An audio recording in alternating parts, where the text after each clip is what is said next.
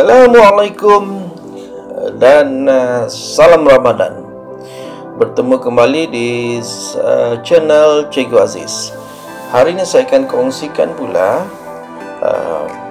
ataupun melengkapkan tajuk penghasilan bentuk-bentuk asas berdasarkan bentuk atau rupa asas geometri. Rupa terbagi pada dua, iaitu rupa organik dan rupa geometri. Rupa organik ialah rupa yang tidak mempunyai sudut.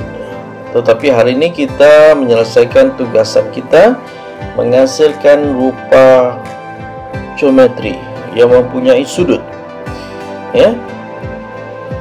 Sudut-sudut yang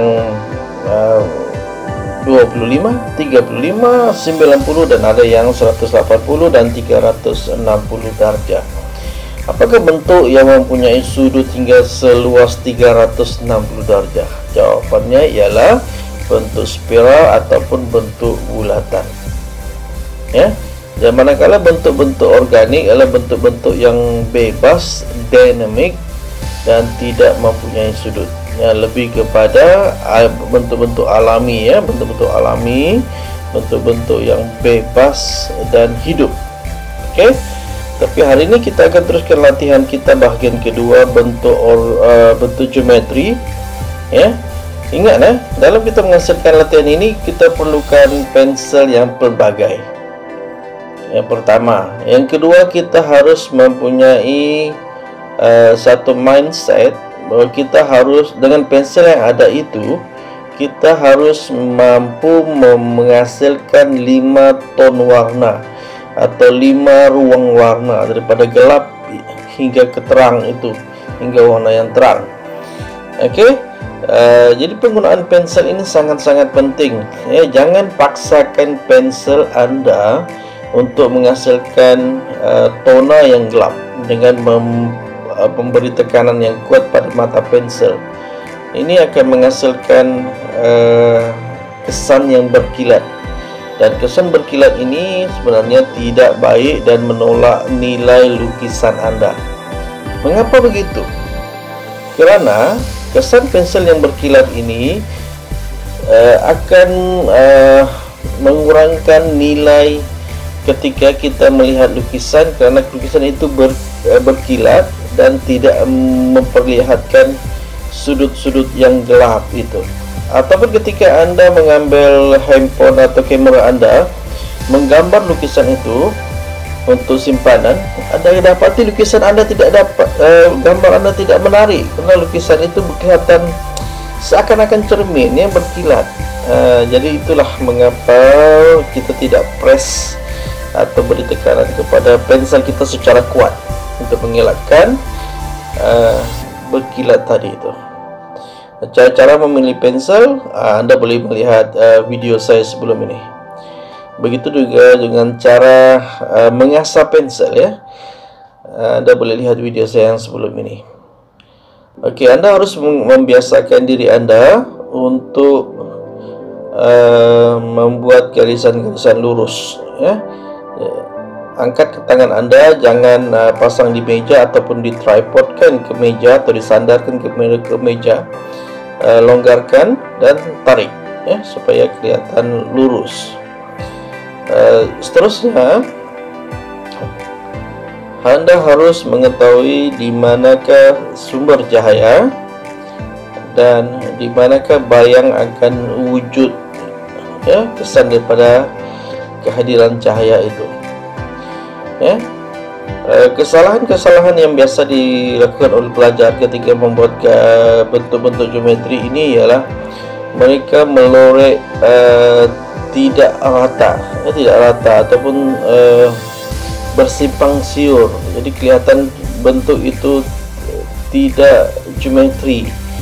Dia menjadi bentuk yang organik.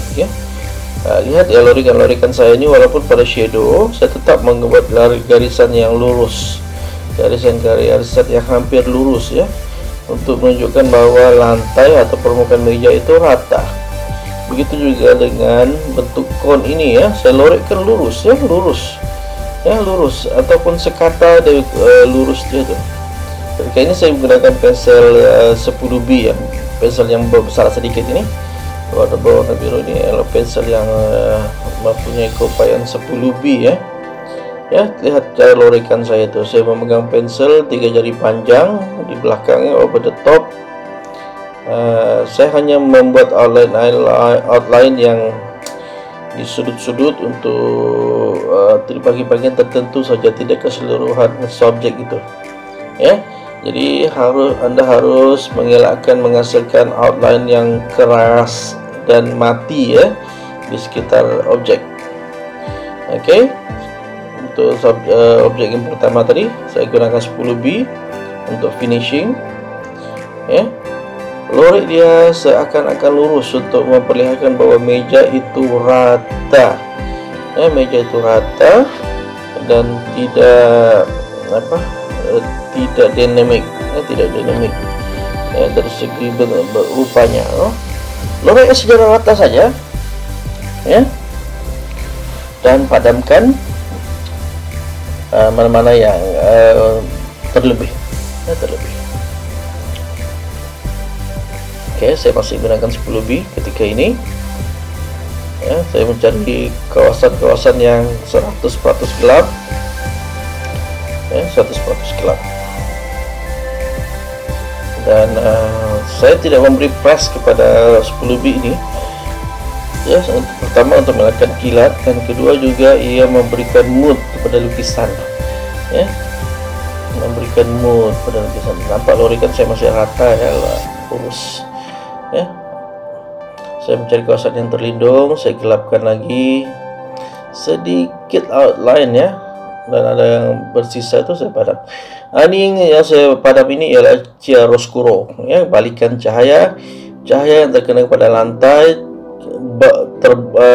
memancar kembali terkena kepada objek.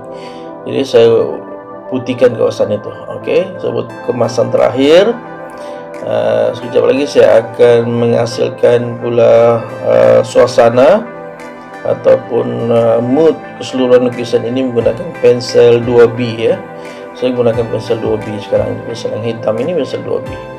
Saya memegang di hujung pensel ya, di hujung pensel, dan saya tarik secara nipis ya, lorekkan secara nipis karena saya ingin menghasilkan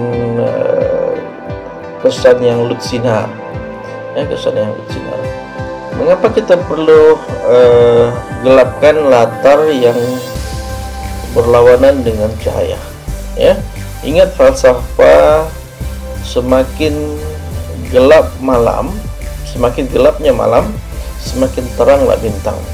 Jadi kawasan-kawasan yang terkena cahaya dengan kuat itu perlu dihadirkan kontras di kawasan itu. Jadi saya perlu gelapkan background. Jadi sekarang saya gelapkan background. Jadi kawasan yang terkena cahaya dengan kuat itu dia akan menjadi lebih putih berbanding kawasan-kawasan yang lain. Oke, cara meloreknya, pegang pensel di hujung, lorek secara nipis, secara lutsinar, ringan ya, secara ringan ya, supaya tidak kesannya itu tidak bertumpuk. Oke, saya lorek secara ringan ya, secara bersilang-silang pangkah ya. Ya, silang pangkah, saya cari kawasan-kawasan tertentu. Lihat ya, semakin saya melorek, mood lukisan itu akan wujud dan memberikan keindahan pada lukisan. Oke, saya padam kawasannya apa?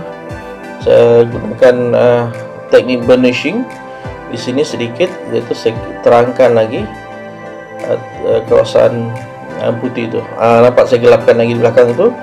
Jadi kawasan putih itu jadi semakin terang ya, semakin terang, semakin jelas. Oke, masih 2B ya, secara nipis saya lorekkan. Oke, latar itu membentuk objek itu. Saya buat garis-garis sedikit untuk menunjukkan perbezaan antara meja dan juga dinding itu. Oke, buat lukisan sudah kelihatan semakin jelas dengan adanya latar. Itu keperluan latar. Ada yang bertanya pada saya, bolehkah tanpa latar, kosong? Jawabannya tidak boleh ya, sebab marker akan ditolak ya, kepada kawasan yang terlalu banyak putih ataupun kosong. Oke, Anda boleh lihat hasil kerja yang saya buat untuk bahagian kedua ini, ya, bagaimana latar itu mewujudkan bentuk, mewujudkan mood pada dua bentuk ini. Sekian, terima kasih, jumpa lagi.